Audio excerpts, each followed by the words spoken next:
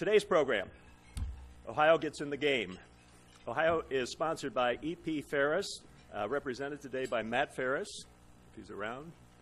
Please stand. And also by the Smoot Construction, represented today by both senior and junior Louis Smoot.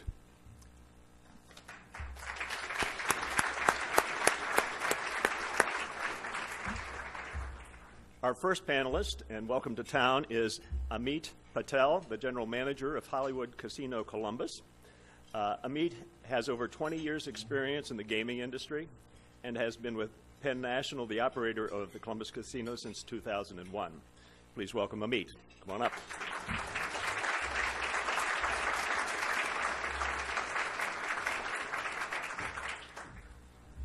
A familiar person to all of us, our next panelist is Joanne Davidson, chair of the Casino Control Commission. She's been having fun over the last several months. With this appointment by Governor Kasich, Joanne brings over 20 years' experience in the state legislature, including 6 years as Speaker of the House of Representatives. Speaker Davidson, please come on up.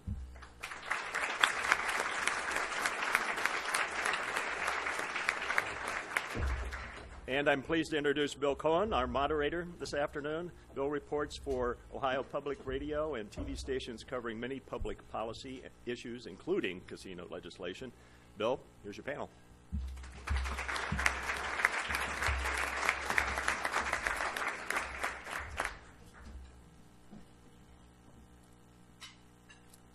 Well, over a 19-year span, beginning in 1990, backers of legalized gambling casinos failed 4 different times to convince Ohio voters to authorize it. And then in 2009, Ohioans finally said yes to a constitutional amendment that casino developers had proposed. And that's why 4 new casinos are now being constructed, 1 each in Toledo, Cleveland, Cincinnati, and here in Columbus. Today we're here to talk about the new Columbus Casino out on the west side. The big questions now are not, should Ohio have casinos? The voters already decided that, 53% saying yes. So instead, the questions are, how will they be regulated? What are the rules? Who's going to get all the jobs? What will cities and schools do with the tax revenue that the casinos will pay? I'm sure you're going to have a lot of questions to pose. We'll have Mr. Patel and Ms. Davidson give us a few general comments to start off, and then I'll pose a few questions, and we'll open it up to the audience. Let's hear first from Mr. Patel. Could you just give us an update, 2 or 3 minutes here? Where are we at in terms of that Columbus Casino? Sure. I think you can just stay right there. Is that work? Great. Perfect. Thank you, Bill. And thanks again to the Metropolitan Club for providing us this opportunity to update the Central Ohio community about the progress we're making on the west side. First and foremost, for those of you who haven't been to the west side lately, I can only say that the changes that we have made over at our site at the corner of Georgesville and Broad Street are simply dramatic. And when I say dramatic, there are some significant milestones that we reached.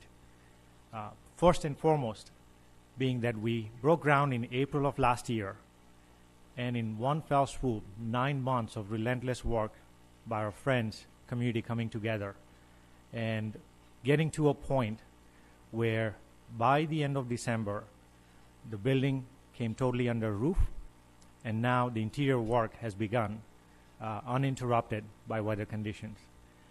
We are looking very, very good in the process of getting our casino open in the early part of 4th quarter, sometime prior to Thanksgiving. Special thanks to Smoot, first and foremost. They have been very good partners here with us. Special thanks to the subcontractors that we have connected with as a group, and many special thanks to our friends at the building trades unions as well. Without these 3 parties, multiple entities coming together, we could not have achieved this milestone back in December. Since then, what we've done is starting to develop a blueprint of what the hiring process will look like, when the construction will end, when the permanent jobs will begin. And we made a significant announcement this morning with a consortium that we've formed with all of the local colleges, primarily the 4 that we've announced, with an institution of workforce development with us today. That is Columbus State, Hondros College, and Central Ohio Technical College, who are going to partner with us in not only developing, training, recruiting 2,000 permanent positions as we get late into this year to open the facility.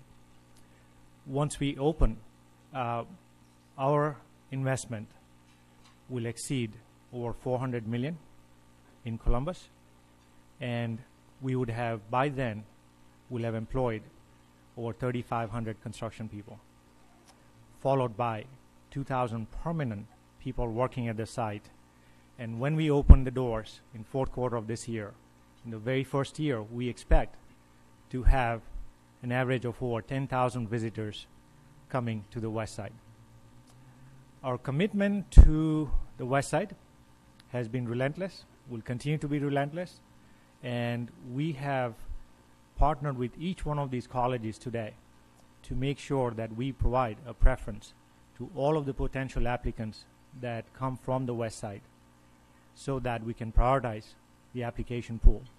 As you know from all the headlines that you heard in Cleveland, in Toledo, for every position, we've had a ratio of anywhere from 20 to 30 applicants applying for these roles.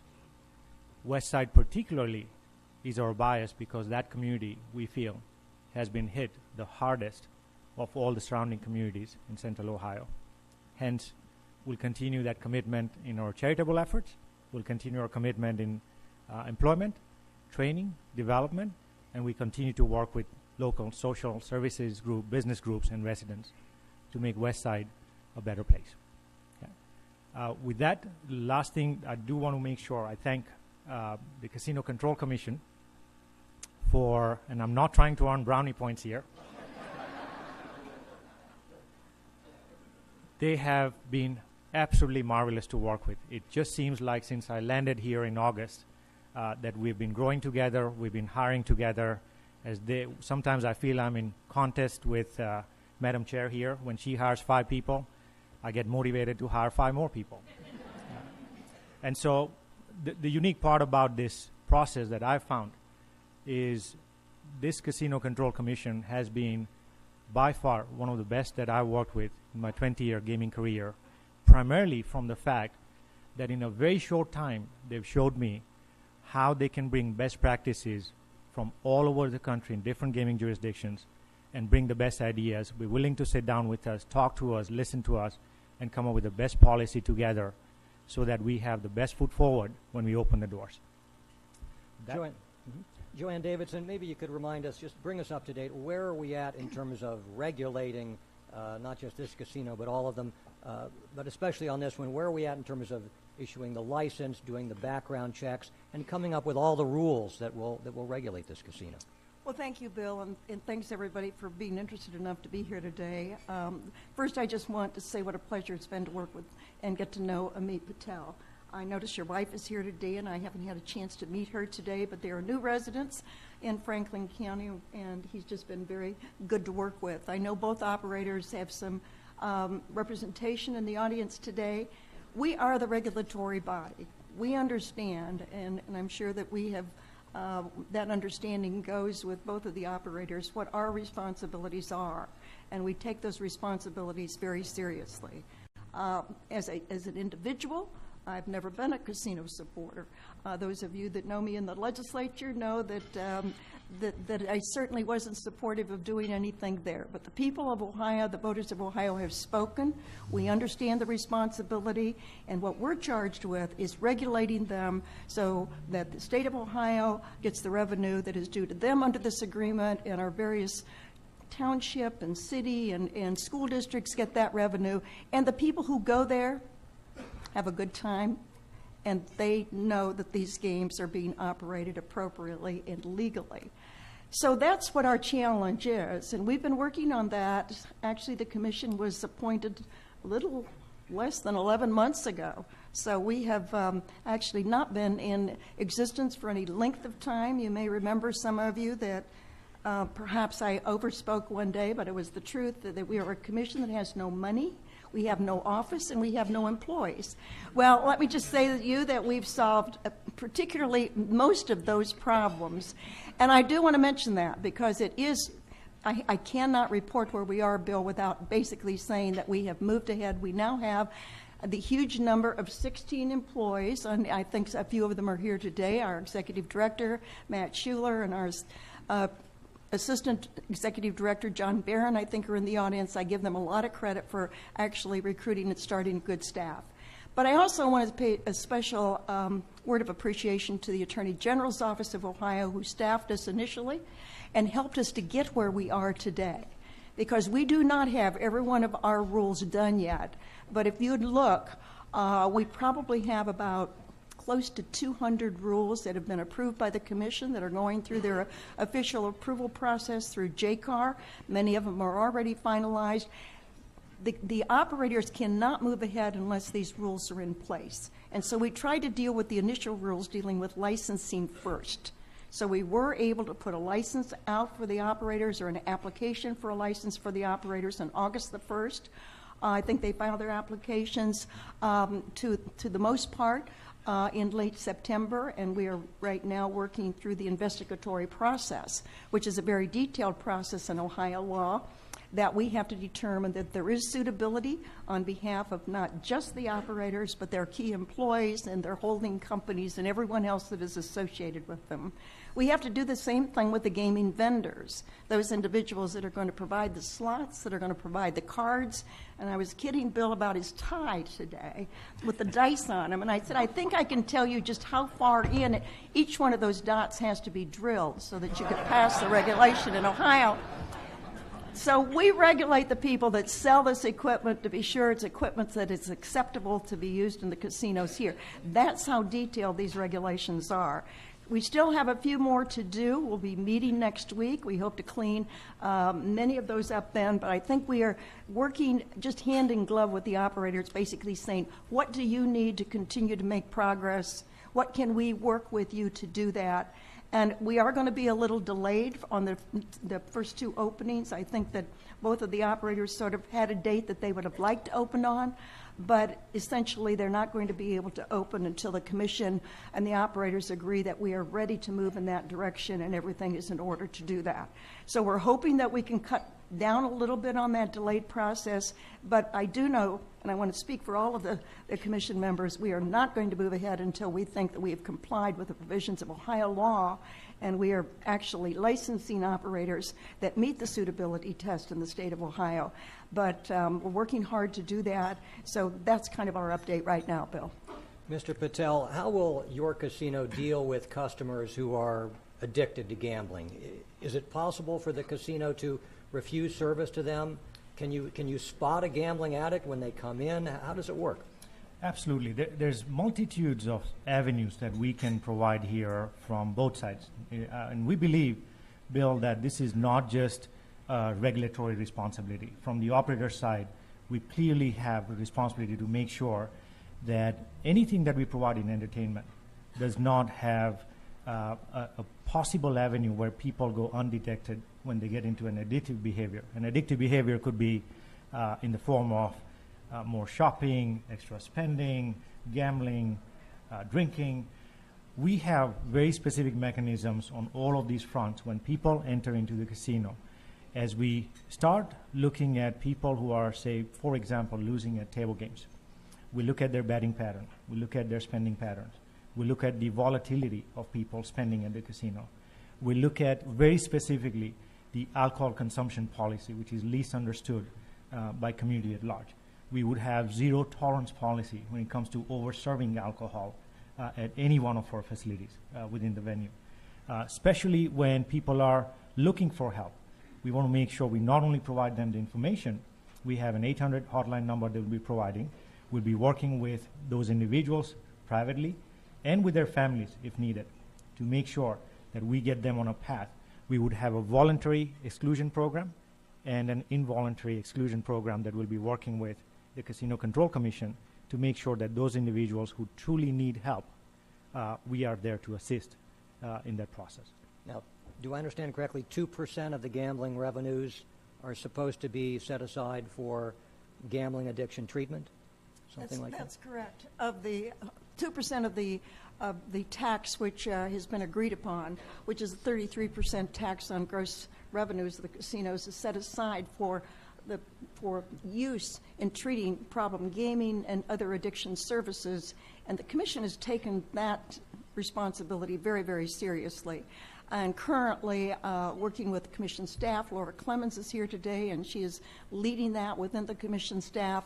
We are working with the Ohio Department of Drug and Alcohol Addiction Services and also with the Ohio Lottery. We're putting actually out a baseline poll so we can determine before the casinos open what the situation is in Ohio. We are also going to do then actually an additional survey of what services are currently available so that as this money begins to become available, it can be targeted in the right way to have the most impact upon the problem gaming. It is something that both the operators are concerned about, and they are required to provide us with a plan of what they're going to do internally. We will cooperate with each other in the voluntary and involuntary programs that we will have for people to be admitted into the casino, but we will try to work to direct those dollars where they can be the most helpful in Ohio, and it will greatly expand the dollars that are available for this particular, treatment services bill. Just one more question on this front, and we'll move on to something else. You've got gambling addicts, but then there's another group of people who may not be addicts, but they still may be people who are losing their rent money, their food money, their college education fund, and losing it at the casinos. Is there any way to deal with them, or since they're not officially addicts, you can't? Bill, that's where my first statement comes into the picture here. We don't necessarily look specifically for the addictive behavior. When it comes to spending pattern at a slot machine or table games, that pattern is very important. We monitor it, we analyze it, we do sensitivity analysis on it, and we look at how much people are spending. And if we see any type of volatility, unusual betting patterns, all those things go into our formula of equation of how to detect people who might be going beyond their means.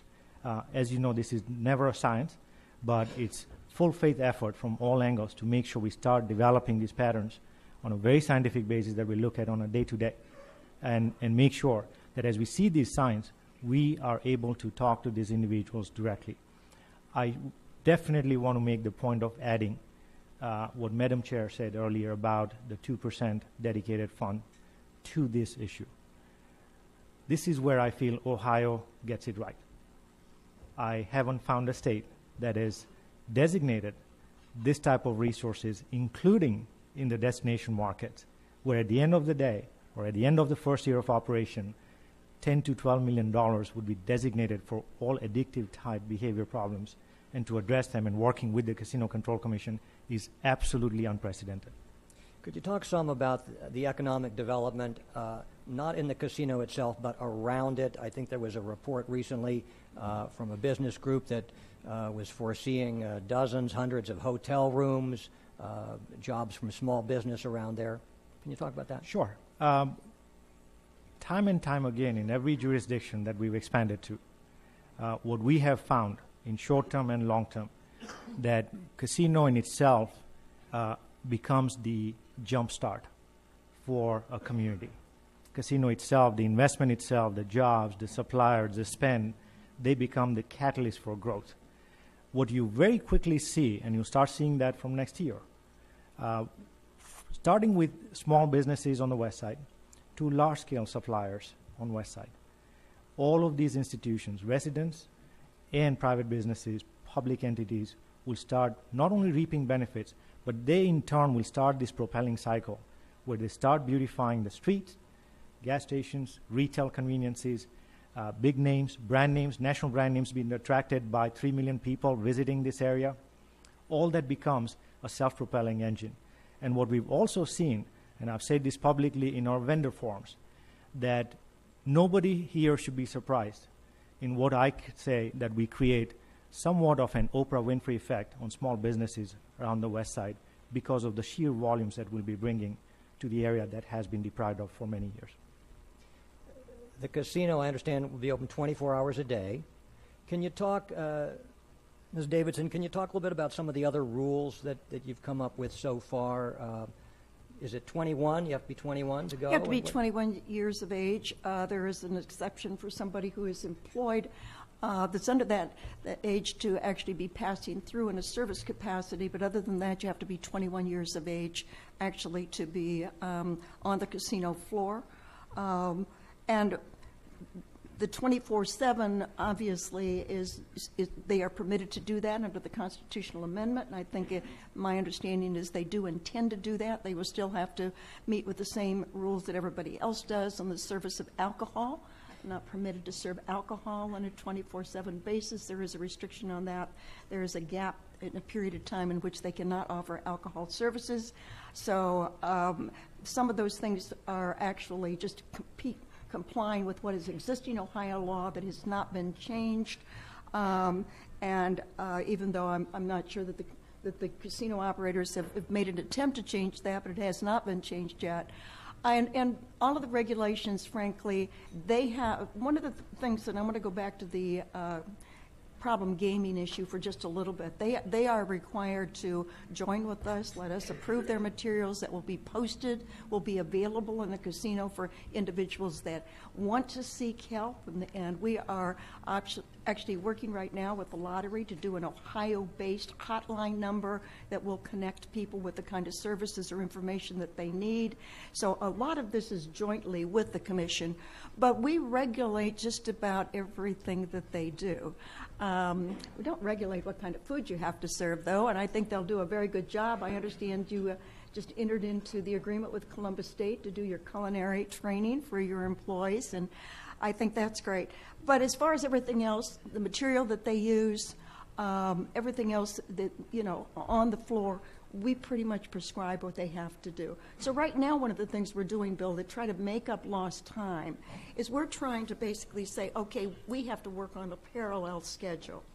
We have to know what you need to be done, we have to know what we can get done, and we have to be sure that we try to make it possible for you to do on the schedule, and you make it possible for us to then do the kind of testing and checking that we have to do. We are far enough along now with these two casinos in Toledo and Cleveland that becomes fundamental for us to actually be able to set an opening date for them. And I think by the time Columbus comes on board, we'll have most of that already worked out of me, so you'll get a little advantage of that. Sounds music to my ears. But you're certainly leading the way in developing a unique utilization of both private and public educational resources in this state. And so I want to congratulate you on your press conference this morning. I'm going to pose one more question, then we'll open it up to audience questions. So get ready to step to the microphone in a couple minutes and ask your question.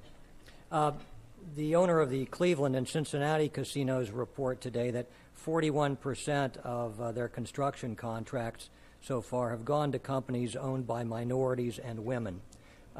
Talk about how does the Columbus casino stack up? Columbus Casino stacks up extremely well. In the very early stages, we're not even halfway through the game here.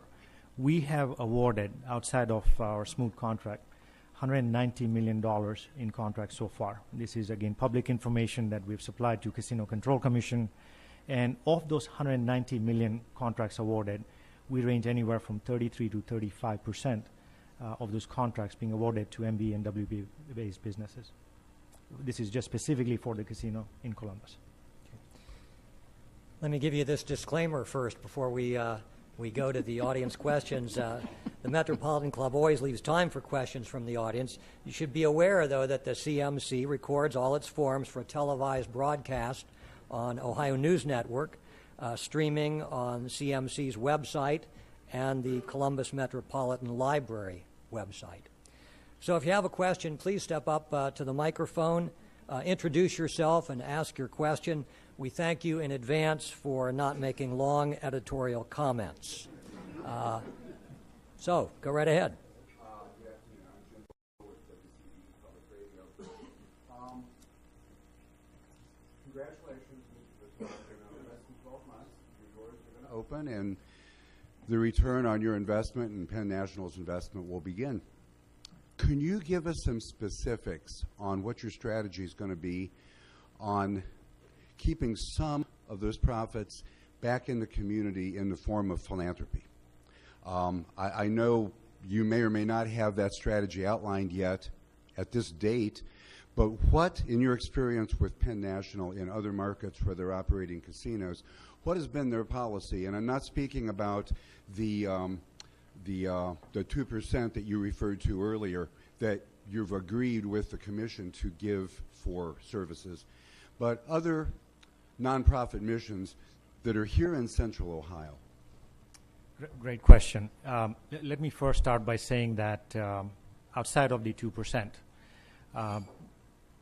I did want to ask Madam Chair today that the best philanthropy effort we can have today in this room is to have Madam Chair relax the regulation for one day, and I can hand out the jackpot combination code to everyone here in this room. Okay? On a serious note, though, when it comes to philanthropy, what you will find, and I've said this repeatedly at all of my public speaking engagements in the last 5 months, let our actions speak louder than words. When it comes to the strategy, what you'll find Penn National is a company that is not centrally driven by corporate. They don't say, they don't dictate who to partner with in charitable programs. If you look at our decision this morning in partnering with colleges, it wasn't a top-down decision. They assign management teams at local jurisdictions, and those management teams specifically decide who they partner with in charitable efforts, in public institutions, in private institutions, how we'll become a community partner, which communities we support, why we support that. That strategy then we submit to our corporate folks, who then play a very key supportive role, but that's not dictated centrally. So we would be planning to do that completely driven here locally. We would be having our own charitable committee right here at the property, prioritizing our funds here and designating them to local charities. And I've had multitude number of meetings so far, starting with Westside Community Charitable Programs. I've appeared at the community events. I've also talked to Human Services Chamber, Goodwill. I've talked with partnering with the Central Ohio United Way chapter, and all those entities will be supported very quickly here. Thank you. Next question. My name is Daniel Hutchison. I'm the director of Ohio Combat Veterans. We help our returning veterans transition when they come home from Iraq and Afghanistan. My question with you would be, with the jobs that are coming up, do you have a plan in place to hire Ohio's returning veterans? Absolutely. In fact, we've had multiple requests, starting with the Columbus Chamber, also with our partnership that we announced this morning with Central Ohio Workforce Investment Corporation. There's about 3 or 4 sources already that have approached us directly to initiate a very specific program to make sure that we are including everyone in that process. Yes. Thank you. Next question. My name is Al Gobble, and I'm a emeritus professor at Ohio State and a leader of the equine racing and breeding industry. We had, just briefly, $1 billion industry, not counting ripple effect, and it's gone because of unfair competition surrounding states. And this question is for Jennifer Bruner, who's not here. Oh, I was going to say, whoa. I wanted to ask her to enumerate the 19 points that she said in the petition which were misstatements or absolute untruths. But it passed just that way. She got outvoted 4-1. And the other question is, how much did the entrepreneurs of the industry pay to get this passed, and ads and so forth? Let me take a first crack at answering those questions. As far as what is being helpful to the breeding industry and to the racetracks, there is a sum of 3% that is set aside. As they're setting aside percentages for problem gaming, they are setting aside 3% of the tax, actually, that will go to the racetracks. That will be for breeding, it will be for purses, and it will be for other operations. There's a little glitch in that a little bit that basically says that if one of the tracks has a majority ownership by one of the casino operators, they do not share in the distribution of those dollars.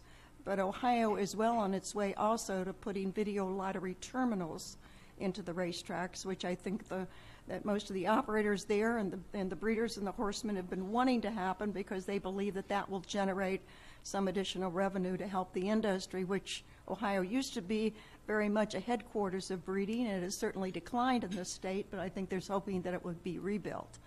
I don't know the exact amount of money that was spent to pass this issue. I'm sure that there are reports that are available, but it was a significant amount of money invested in passing an issue this time around, and they were successful in doing that. So, and there was not any what I would consider to be organized opposition to it. Let me. I'm very aware of what the law is, and there are 4 of the tracks that are owned by the companies that are all or part owners of the casinos. And here we almost had VLTs at the end of the Strickland administration, and now we've wasted a year and do not have them. And as a result, they're going to open the casinos before we can ever get VLTs, so they will train the people who are suckered enough to bet to go to the casinos rather than the horse tracks. After I got caught in the first buyout of '89, I trained and drove harness horses for 12 years. My family bred horses since '65. I'm past president of the Horsemen's Organization, so I'm pretty familiar with what happened. I've been living Okay, this. I think we get the general thrust of what you're saying here. You want you want your industry to have a piece of the action here, and we get that. And I understand. I mean, we are moving ahead with a plan to get VLTs at the racetracks. Now, Scioto Downs is owned by a West Virginia company. It plans to get those slot machines. It's here in Franklin County. Your casino is in Franklin County. Do you think that racetrack is going to take money out of your pocket? Anytime we analyze market, Bill, it's a pie, and that pie then gets divided. Whether it's in the form of VLTs or a slot machine at a casino, that becomes the market demographics, and people will have option to go to either one of these tracks or the casino. So yes, we would be looking at it the same way. And Bill, I think if you look back at the estimate that was done initially on revenues that would go to the cities and the counties and the school districts, there were 2 revenue estimates. One was made without VLTs and one was made with VLTs. If you do the math, it makes about probably 25-30% difference if you're looking at the revenue. Next question. This is to Amit Patel. Amit, how are you doing? Very good. Thank Nice to see you again. Nice to see you too. You know, I want to thank you for bringing the jobs to Columbus. We appreciate the positive economic impact of these jobs. But you and I have had these discussions previous for the players. How's the status of the $5 craps table? And is there going to be a cigar smoking lounge? I think I had answered your question, the first part of your question, about 2 months ago. And we will have $5 blackjack tables and craps tables too, particularly. When it comes to the cigars, unfortunately, you'll have to go outside the building. So I'm sorry to say that. And don't you have is there some kind of rule you have on your own employees about smoking? That's correct. We've taken a very unprecedented route here, very unique for the casino industry, that while the customers would not be allowed to smoke, we made a decision to hire non-smokers only, and all of our prospective applicants will be going through pre-screening criteria of not just drug tests, but also nicotine tests as well. Next Good question. afternoon. I'm Robert Shenton, CPA with Plant Moran, and I'm curious about some of the financial projections, knowing that we have a number of commitments that have been made from the tax dollars with the arena deal and so forth.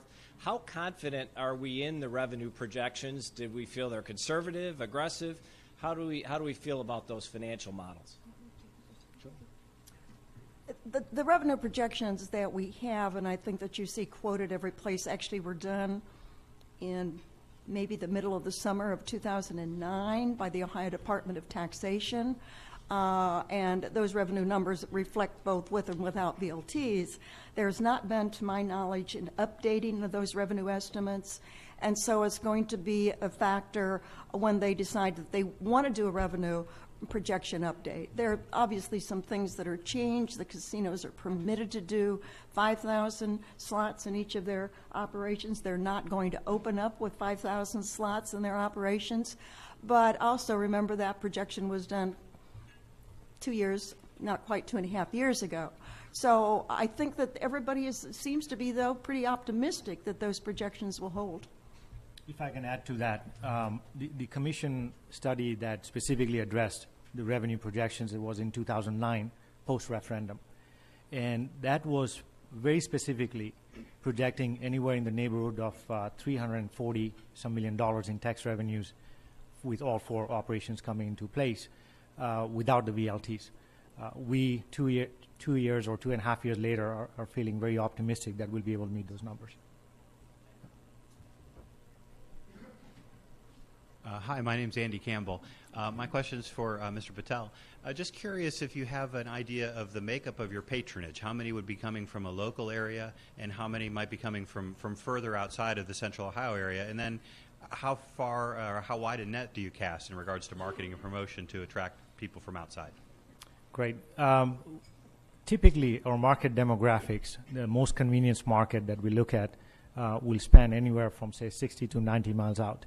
If you've seen what has happened so far in the last 10 years, all of our neighboring states, almost all of our neighboring states, have had some sort of gambling expansion bills that have promoted different forms of gambling. When you open 4 casinos strategically located, distance from each other, I think you are going to bring Ohioans back to Ohio. You are going to have the spending pattern put back into the communities where we operate. Specifically, what you'll also see, Andy, and we've seen this time and time again in other jurisdictions, as the city develops its marketing plan, as we bring more businesses, convention, group sales, travel, summer tourism, all of those people, whether they're coming from California or Texas, significant portion of our customer database then ends up coming to the casino as well, because then ultimately we're marketing this casino as one of many amenities to offer in the city of Columbus.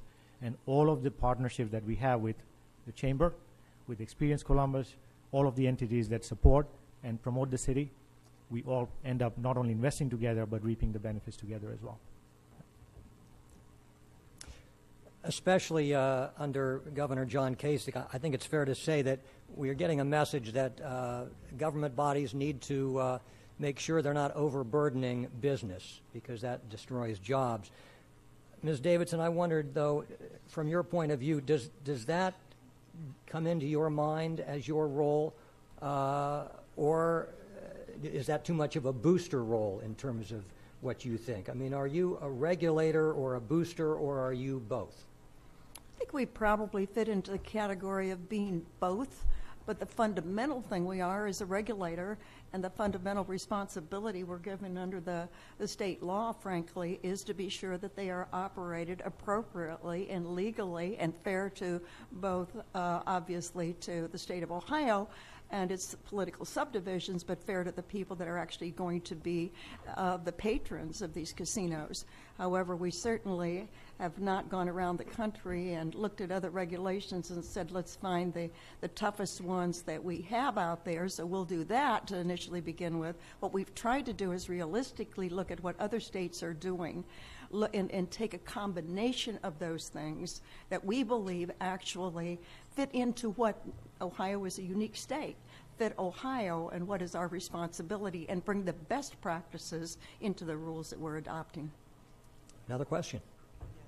Yes. I'm Kathy Fox, past president of the Metropolitan Club. Mr. Patel, you spoke earlier about sort of at a high level about your work to engage businesses in the neighborhood around the casino. And traditionally, these kinds of facilities are very big and often self-contained, where once a patron enters, they can find pretty much what they need there. What specifically are you doing to engage businesses on the west side so that there will be some economic benefit to that area? Absolutely. First and foremost, we are partnering already on an ongoing basis with Western Vision. And if you see the charter of what Western Vision is trying to do in the community, it's beyond just private businesses, public businesses, charitables. We have very specifically discussed the investment that needs to occur outside of the perimeters of the 120 acres where this property sits. We're looking at everything from attracting different businesses, amenities that complement the casino, retail, hotel, beautification of the Broad Street and Georgesville area. We're looking at very specific program as to how we not only just clean up the main street, have better traffic patterns, have a very pretty site for all of the millions of visitors that come to this site so that they can go outside of the casino perimeters beyond the amenities that we provide and then start establishing other businesses, whether they attract tourists or even office space or particularly the hotel space or the retail space that is very, very common in many jurisdictions where we operate. Mr. Patel, you've been a general manager of other casinos run by Penn National in other cities. How would you compare the welcome and the business atmosphere here in Ohio and Columbus to elsewhere? Extremely unique is the best way I can come up with. I talked yesterday that when I say extremely unique, I need to emphasize I was sitting 1,000 miles away a year ago reading the newspaper headlines. And when I landed here in August, and I mentioned this also to even Madam Chair, that the welcome that I've had, not only from the business community, from people who are willing to work with us, partner with us, and wanting to make sure this project gets started and up and running, has been particularly overwhelming. On a personal level, I've never, and I moved to Midwest, I've moved to the Bahamas outside the country, and I moved to East Coast.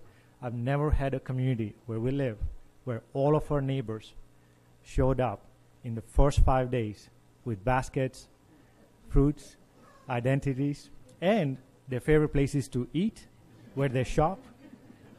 It is unheard of, and we were deeply moved. I know my wife, Krushi, here will support the same notion. It's something that we never expected.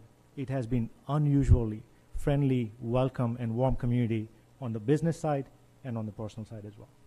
I think we have time for at least one more question. Yes. Hi, my name is Megan Novi. I'm a student at Ohio State University, and this question is for both of our panelists. Are you concerned, or do you have a plan for the types of illegal activities that might not happen inside of a casino, but perhaps surround the casino culture?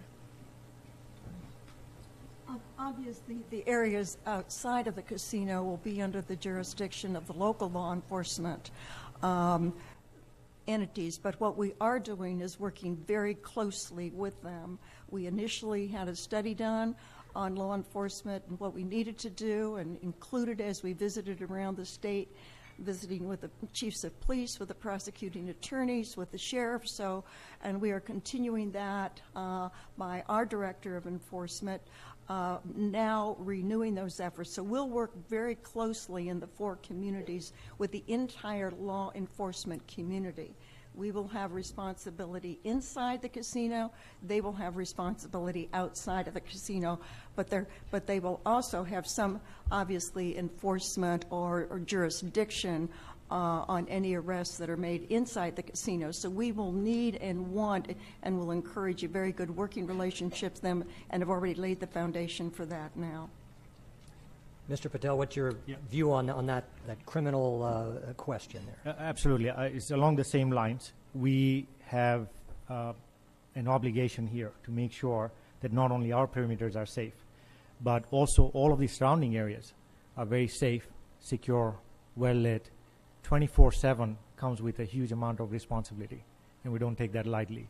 What we are equipped with is unprecedented levels of surveillance systems, working very closely with the local law enforcement agencies.